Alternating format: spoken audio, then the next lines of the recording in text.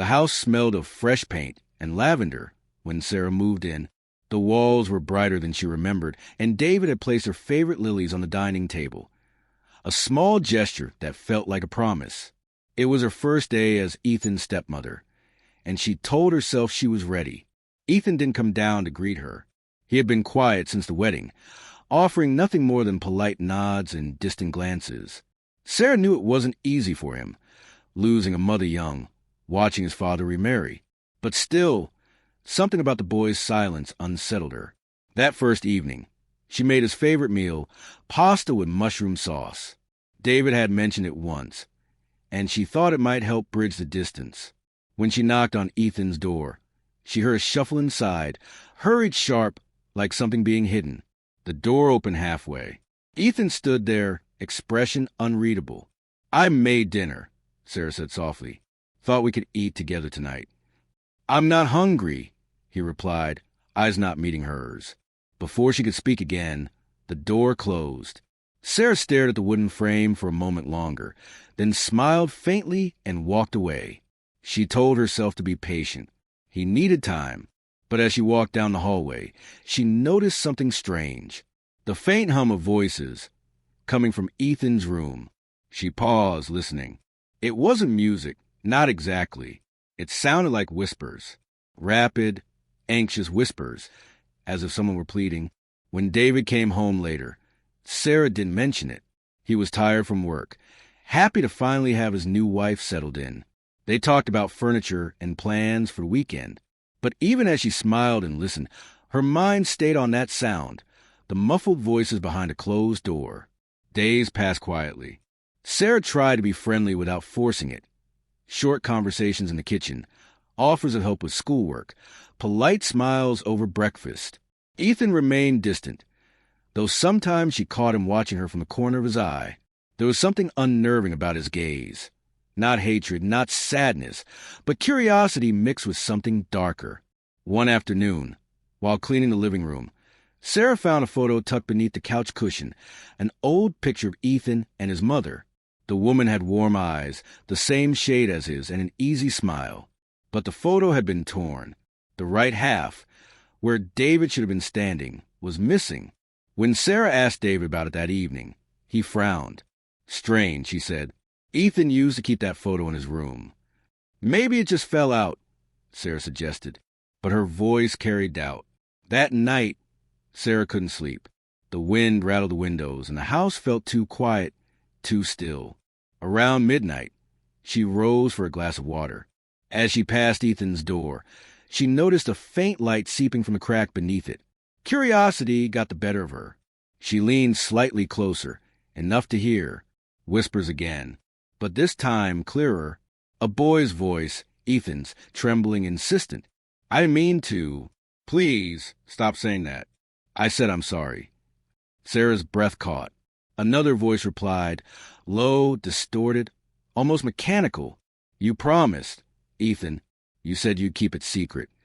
Sarah stepped back, heart racing. The hallway seemed to stretch endlessly before her. Was he on the phone? Talking to someone online? Or was he alone? She hurried back to her room, shaken. When David stirred beside her, she said nothing. The next morning, Ethan acted as if nothing had happened. He greeted her with a faint nod, grabbed his bag, and left for school. Sarah watched him go, unease gnawing at her. Later, while tidying his room, a task she had promised herself not to do, she found something under his desk. A small notebook, the cover worn and scratched. She hesitated, then opened it.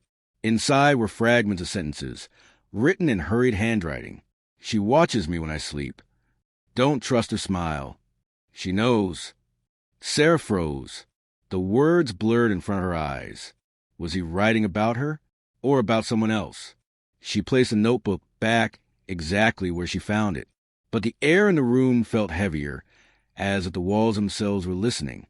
That evening, Sarah tried to bring it up with David. "He's withdrawn," she began carefully. "I think something's bothering him." David sighed. "He's a teenager. He'll grow out of it." "It's not just that," she said. "He talks to someone at night." "Someone who—" "Sarah," David interrupted tiredly. Ethan's been through a lot. Let him be. You're worrying too much. She nodded, but her thoughts didn't rest. When Ethan returned home, she watched him quietly from the kitchen. His eyes darted around the room before settling on her. He smiled, just barely. "Did you go into my room?" he asked suddenly. Her heart jumped. "No, of course not," she said, forcing calm. He held her gaze for a few seconds longer, then turned away. "Good," he said softly. "You shouldn't." "That night," the whispers returned, louder this time. Sarah sat up in bed, listening. Her fear gave way to resolve. She couldn't ignore it anymore. She crept out of the room, bare feet silent on the wooden floor. As she neared Ethan's door, she heard the voice again, that distorted tone that didn't sound human. "Ethan, you told her, didn't you?" "No." Ethan's voice cracked. "I didn't. Please, just stop." Sarah's hand trembled as she reached for the doorknob. She pushed gently. The door opened an inch, enough to see the glow of a screen, Ethan's pale face lit by it. He was staring at his laptop, tears glistening in his eyes. But the screen was blank. Black. No call, no message. Just a reflection of his own face. "Ethan," Sarah whispered. He spun around, startled. For a split second, his eyes looked different. Wild, fearful, almost desperate. Then he slammed the laptop shut. "What are you doing here?" he snapped. I heard you talking," she stammered. "Who were you speaking to?" "No one," he said sharply. "You're lying. You always lie." His words cut through her like glass. She wanted to reach out to calm him. But he stepped back, clutching the laptop like a shield. "Don't come in here again," he said. His voice was calm now, too calm. Before she could reply, he turned away. Sarah went back to her room, shaken. Her mind replayed the scene again and again. The empty screen, the trembling in his voice, the strange whispers. She barely slept that night. In the morning, she found Ethan already gone. The table was empty except for a folded note. It wasn't addressed to anyone. Just a few words written in the same hurried handwriting she had seen before. "I didn't lie. You'll see." Sarah's hands trembled as she read it. Somewhere deep inside, she knew this was only the beginning. Rain hammered against the windows that evening, soft thunder rolling in the distance. Sarah sat at the kitchen table, Ethan's note still folded in her hand. "I didn't lie. You'll see." The words gnawed at her all day. David had left early for a business trip, and the house felt emptier than ever. She told herself she'd talk to Ethan when he returned from school, but as the hours passed and the sky darkened, there was still no sign of him. By 9, she began to worry. She called his phone. No answer. Texted him. No response. The minutes stretched into an hour, her anxiety growing sharper with every sound the house made. Then, just as she was about to call the police, she heard the front door creak open. Ethan stepped inside, dripping wet. His clothes were soaked, his face pale. "Where have you been?" Sarah asked, relief and anger blending in her voice. He looked at her, eyes distant. "Out." "In this weather?" He shrugged. "I needed air." She wanted to scold him, but something in his expression, a quiet exhaustion, an almost haunted look, made her pause. "Ethan," she said softly, "if something's wrong, you can talk to me." His gaze flickered to her, then away. "You wouldn't believe me." "Try me?" He hesitated. For a moment, it seemed like he might actually speak. But then he muttered, "Forget it," and walked past her toward his room. Sarah watched him disappear down the hall, her heart heavy. She didn't know what frightened her more, his silence or the possibility that he might finally tell her the truth. Later that night, unable to sleep, Sarah wandered downstairs. The house groaned under the weight of the storm. As she passed the study, she noticed something strange, a light flickering under the door. David's study was always locked when he wasn't home. But tonight, the door was slightly open. She stepped inside. The room smelled of dust and old paper. David's desk was cluttered with files, his laptop dark. Nothing seemed out of place, until she noticed a bookshelf. One of the books was crooked, pulled halfway out. She reached for it. The moment she touched it, a faint click echoed. The bookshelf trembled. then shifted slightly to the left. A narrow gap appeared, revealing a hidden door behind it. Her pulse quickened. She had never seen it before, never even suspected it existed. She pushed the door open. Beyond it was a narrow staircase leading down, steep and dimly lit by a faint light below. She hesitated only a moment before descending. The air grew colder with each step. When she reached the bottom, she found herself in a small basement room. The walls were bare concrete, the floor covered in dust, except for one corner. There, a table stood. On it, papers, photographs, and a small recorder with a blinking red light. Sarah approached slowly, her breath shallow. The photographs were old. Pictures of Ethan, his mother, and David. Some were torn.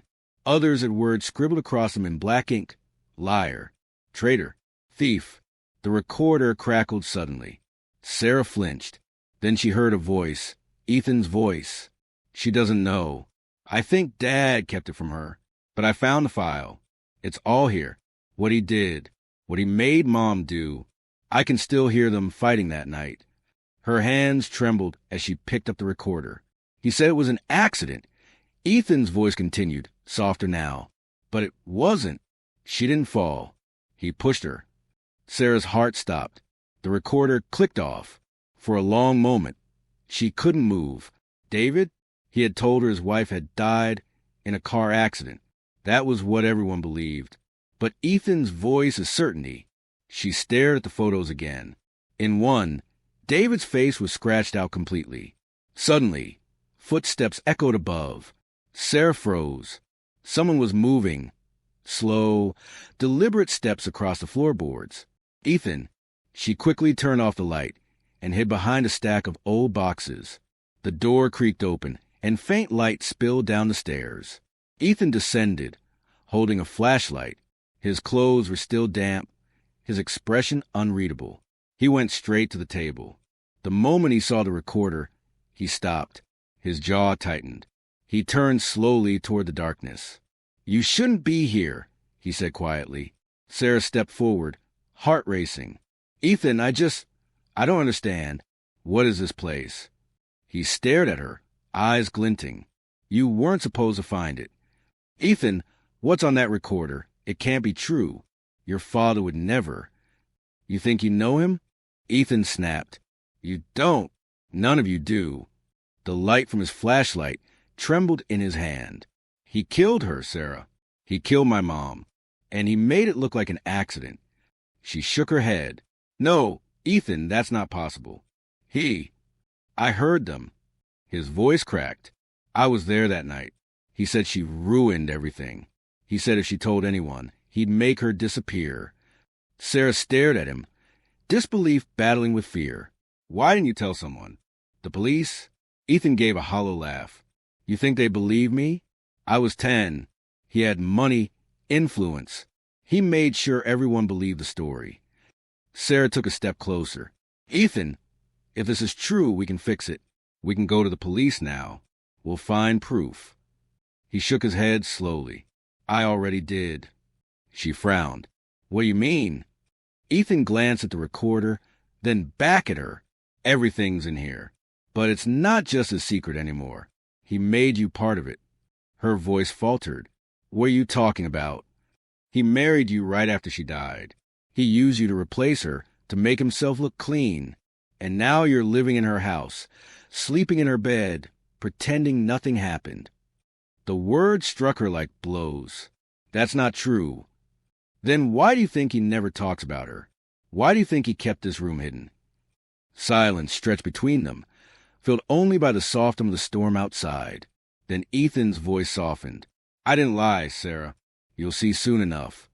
He picked up the recorder, turned, and walked back up the stairs.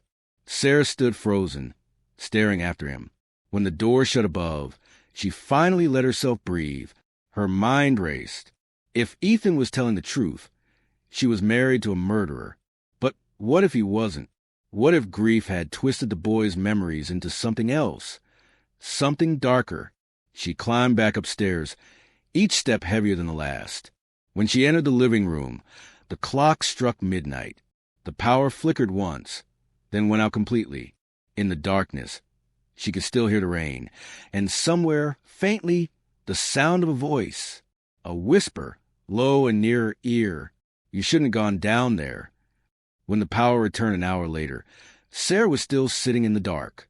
The house felt different, as though the storm had left something behind, something heavy and unseen. Ethan hadn't come out of his room since the confrontation in the basement. His door was closed and light glowed faintly beneath it. She thought about knocking, about demanding answers, but fear stopped her. She couldn't forget the whisper she'd heard. You shouldn't have gone down there. It had been close, right beside her ear, and she was sure she'd been alone. The next morning, David returned from his trip. Sarah forced a smile as he stepped inside, shaking rain from his coat. He kissed her cheek, then frowned. You look pale, he said. Everything all right? She hesitated. How could she tell him what she'd found? The hidden room, the recorder, Ethan's accusation? If Ethan was lying, it would destroy the family. But if he wasn't... I didn't sleep much, she said quietly. He smiled, brushing her hair back. You worry too much. He moved past her into the kitchen, humming softly, just as he always did. Normal, comforting, ordinary. And yet, as she watched him pour his coffee, she couldn't stop hearing Ethan's words. He killed her. That evening, Sarah tried to talk to Ethan again, but when she knocked, there was no response. The door was locked. Ethan, she called softly. Can we talk, please? Silence. Then, faintly a sound, not footsteps, not movement. A whisper. She pressed her ear against the door. She's listening. Sarah stepped back, heart pounding. Ethan, she said again, louder this time. No reply. She stayed there a few seconds longer, then walked away, or tried to, because just as she reached the top of the stairs, she heard it again, a whisper. But this time, it wasn't coming from Ethan's room. It came from the wall beside her. That night, the whispering grew worse. It began after midnight, faint but constant, voices layered together, like echoes trapped inside the walls. Sometimes she thought she heard her name. Other times, a child sob. At first, she told herself it was the wind or the old house settling. But then came the tapping, soft, deliberate knocks from behind her bedroom wall. She sat up listening. 3 taps. Then silence. Then 2 more. She turned on the lamp. The clock read 2:17 a.m. Ethan, she called out, voice trembling. Is that you? No answer. Only another tap, closer this time. She slipped out of bed, heart hammering. The sound was coming from the far corner, near the dresser. She pressed her hand against the wallpaper. Cold. Then, faintly, she heard a voice, a woman's voice. Soft, broken. He lied. Sarah jerked her hand back, stumbling. The lamp flickered once, then went out. Darkness swallowed the room. She didn't sleep again that night. By morning, she was pale and shaking. David noticed, of course, but when she tried to tell him about the voices, he only laughed. Sarah, this house is over 50 years old. The wind gets into the vents, makes strange sounds. Don't let Ethan's nonsense get to you. But Sarah wasn't sure it was nonsense anymore. She decided to confront Ethan one last time. When she opened his door, the room was empty. The bed unmade, the curtains drawn. His bag was gone. On the desk lay another note. He's pretending again. Check the walls. She stared at the message, her pulse thudding in her ears. For hours, she searched the house. Every corner, every wall, every hidden space. She returned to the basement, to the hidden room. Everything was as she'd left it, except the recorder. It was gone. She looked around, panic rising. Then she noticed something new. A section of the concrete wall had been scraped, as if someone had been digging. Small flakes of plaster littered the floor. She ran her fingers over the rough surface and felt a small indentation, a square outline, faint but deliberate, a hidden panel. Sarah hesitated, then pushed. The panel gave way. Behind it was a small cavity filled with dust and an old plastic bag. Inside were letters, photographs, and a single USB drive. Her hands shook as she opened one of the letters. The handwriting was elegant, delicate. It was from Ethan's mother, addressed to David. If you go through with this, I'll tell the truth. You can't hide it forever. He'll know what you did. Sarah read the words twice, heart-hammering. The letter was dated 3 days before her death. She picked up the USB, her reflection trembling in its shiny surface. She took it to David's study, plugged it into the laptop. A single video file appeared, confession.mp4. When she opened it, the screen showed a woman, Ethan's mother, sitting in the very same room, tears streaking her face. If anyone sees this, she whispered, it means I couldn't stop him. David isn't who you think he is. He told me he'd fix everything. That no one would find out what happened at the clinic. The video cut out abruptly. Sarah's breath caught. The clinic? What was she talking about? Before she could play it again, a voice spoke behind her. Where did you get that? She turned. David stood in the doorway, eyes cold. Sarah, he said quietly, give me the drive. Her fingers tightened around it. What is this, David? Who is she talking about? What did you do? He sighed, stepping closer. You've been listening to Ethan, haven't you? That boy needs help. He's delusional. She's your wife. Sarah shouted. She said you. Enough! His voice thundered through the room. You don't understand what you're seeing. Then explain it. For a long moment, he said nothing. Then he exhaled slowly. There was an accident, he said. She was unstable, obsessed with destroying me, with ruining our family. She hurt Ethan that night. I tried to stop her, but she fell. Sarah stared at him, trembling. You're lying. David's face softened, almost pitying. You've been here long enough to know how easily things can be misunderstood. You hear whispers in the walls, see ghosts in the dark. You're tired, Sarah. You need rest. He reached for the drive. She stepped back. Don't touch me. For a moment, neither moved. The air between them was heavy, alive. Then Ethan's voice echoed from the hallway. She knows. Both turned. Ethan stood in the doorway, pale, shaking.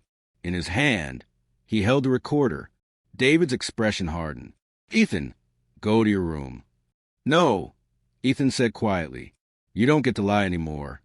He pressed play. The basement recording filled the air. Ethan's mother's voice broken, terrified. David, please, don't do this. David lunged for him. Sarah screamed. The recorder hit the floor, shattering. Ethan stumbled back, eyes wide. You killed her, he shouted. And now you're doing it again. David froze. For a moment, just long enough for something to shift in his eyes. A flicker of guilt, or rage. Then in a calm voice, he said, You shouldn't have gone down there, Ethan. Sarah felt her blood run cold. Those were the same words she'd heard whispered in the dark. The lights flickered. Somewhere deep inside the house, a door slammed.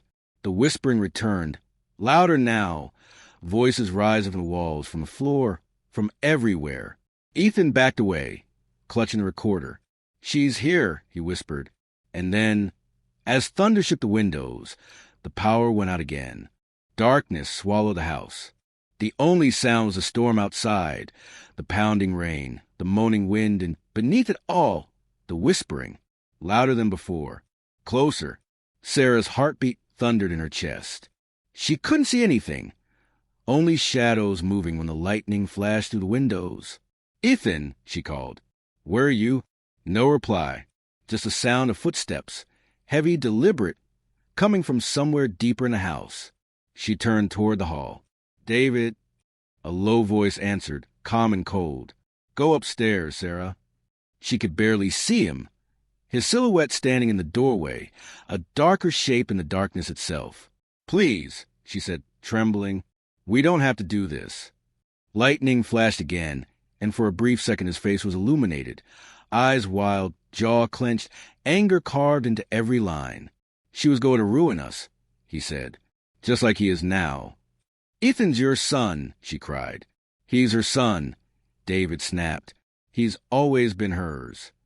Before Sarah could respond, Ethan's voice came from the top of the stairs. No, Dad, I'm yours, and I remember what you did. David spun toward the voice. You don't know what you're talking about. I do, Ethan said, his voice breaking. You told her to keep quiet about the clinic, about the money, about the people who... Stop, David shouted. You think you understand anything? You were a child. I heard everything, Ethan said. You pushed her. You said no one would believe me. You said... Lightning cracked again, and in that flash of white, Sarah saw David step toward the stairs. David, stop, she screamed. But it was too late. He lunged. Ethan turned to run, his foot slipping on the wet wood. Sarah screamed as he fell, tumbling, crashing down the steps, landing motionless at the bottom. For a moment, everything stopped. The only sound was a storm. Then Sarah dropped to her knees beside Ethan. Ethan, can you hear me? His eyes fluttered open, dazed. It's okay, he whispered. You'll see the truth soon. David stood frozen at the top of the stairs, chest heaving. Sarah, it was an accident. Her eyes filled with tears, but not of disbelief. Not anymore. No, David, she said quietly. That's what you said last time. When the police arrived, David was sitting on the living room floor, staring blankly at his hands. He didn't resist. He didn't speak. Ethan was taken to the hospital. A broken arm, a concussion, but alive. Sarah gave her statement, her voice steady, though inside she was shaking. She handed them the letters, the photographs, the hidden recordings, everything she found in the basement. The detective listened silently, then said, We'll verify all of this. If what you're saying is true, this case goes much deeper than a domestic dispute. Sarah nodded faintly. I know. When they led David out in handcuffs, he turned to look at her one last time. His expression was unreadable, a mixture of sorrow and something else. You think you know the truth, he said quietly, but you only heard one side. Sarah said nothing. 2 days later, Sarah visited Ethan in the hospital. He looked fragile but calmer, staring out the window as the morning light spilled across the sheets. When she entered, he smiled weakly. I thought you wouldn't come. I had to, she said softly. I wanted to make sure you were okay. He nodded. I'm sorry for everything. For the lies. For not telling you sooner. They weren't lies, she said. Not all of them. He turned to her, eyes clouded. They were at first. I didn't know what was real anymore. I thought maybe I made it up. But when you found the letters, I knew I hadn't. Sarah sat beside him. You were just a child, Ethan. You shouldn't have had to carry that alone. He swallowed hard. I thought if I could make him admit it, she'd stop haunting me. She frowned. What do you mean? Ethan's voice lowered to a whisper. Her voice. The one you heard too. It started after she died. Sometimes I'd wake up and she'd be calling my name, telling me to remember. I thought I was losing my mind. Sarah reached for his hand. Maybe it wasn't her voice, Ethan. Maybe it was your own guilt, trying to tell you what happened.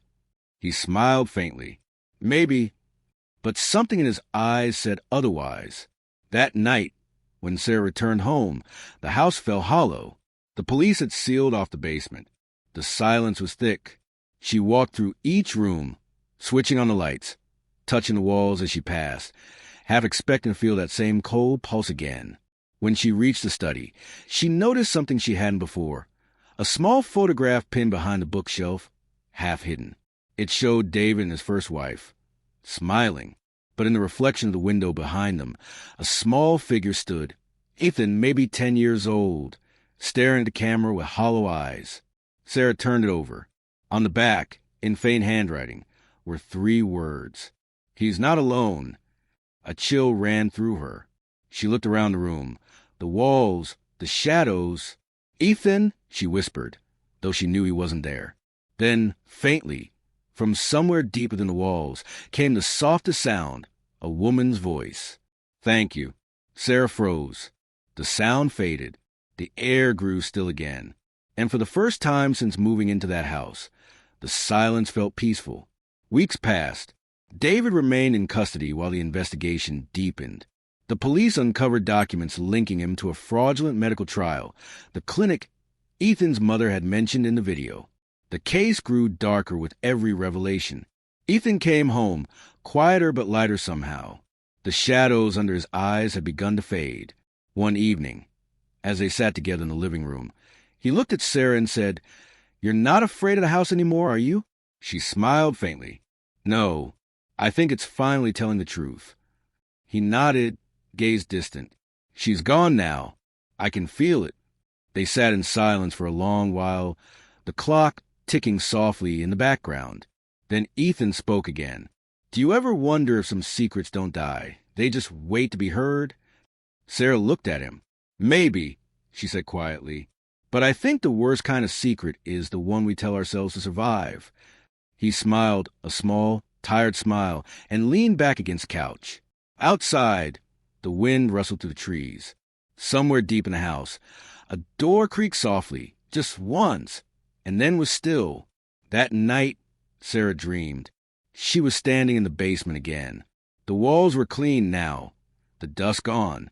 A single light hung from the ceiling, swaying gently. In the corner stood a woman, Ethan's mother. Her face was calm, her eyes kind. "Thank you," she whispered again. "He knows the truth now." Sarah nodded, tears sliding down her cheeks. When she woke, the sun was streaming through the window. The storm was finally over. Epilogue. Months later, the house was sold. Sarah and Ethan moved to a smaller place near the coast. Quieter, simpler. Sometimes, when the night grew still and the wind brushed softly against the walls, Sarah thought she could hear faint whispers again. Not of fear or warning, but of peace. And whenever she looked at Ethan, she saw not the haunted boy she'd first met, but someone healing, someone finally free. Still, every now and then, she'd think of David's last words. "You only heard one side." And in those rare moments of silence between dreams, she wondered, was the truth ever really that simple?